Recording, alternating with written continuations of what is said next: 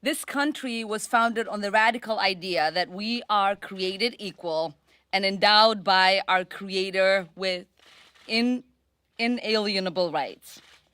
And yes, we have a long way before we fully live up to those values.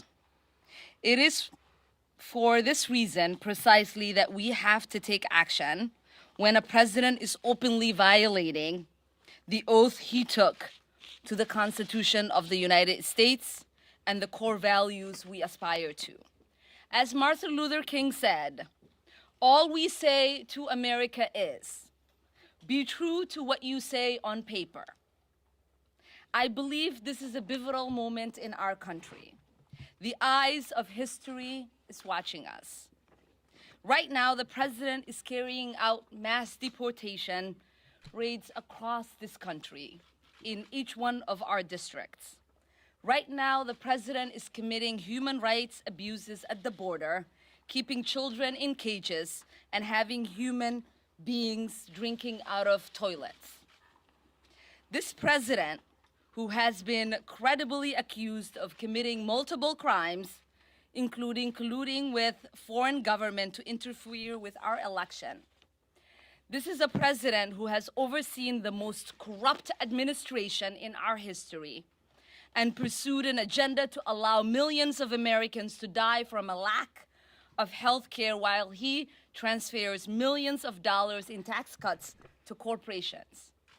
This is a president who has said, grab women by the pussy. This is a president who's called black athletes sons of bitches. This is a president who has called black people who come from black and brown countries shitholes. This is a president who has equated neo-Nazis with those who protest against them in Charlottesville. This is a president who has openly violated the very value our country aspires to uphold: equality under the law, religious liberty, equal protection, and protection from persecution. And to distract from that, he's launching a blatantly racist attack on 4 duly elected members of the United States House of Representatives, all of whom are women of color. This is the agenda of white nationalists. Whether it is happening in chat rooms or it's happening on national TV, and now it's reached the White House garden.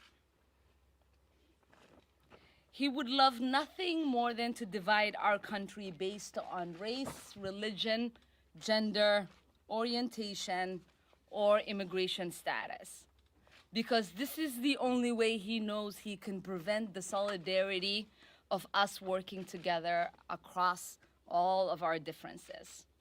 The only way to prevent us confronting the problems our country is facing, whether it is healthcare, climate change, student debt, or our endless wars.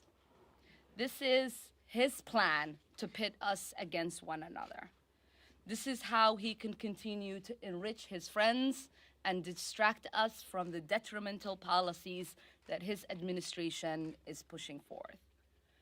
So we can either continue to enable this president and report on the pile of garbage that comes out of his mouth, or we can hold him accountable to his crimes. We can continue to turn a blind eye of the multiple crimes he's accused of. We can stand while he violates people's basic human rights and the responsibility that his administration has for the deaths of children on our border, or we can take action. I have not made impeachment central to my election or my tenure, but since the day that I'd gotten elected, I'd said to people, it is not if he will be impeached, but when.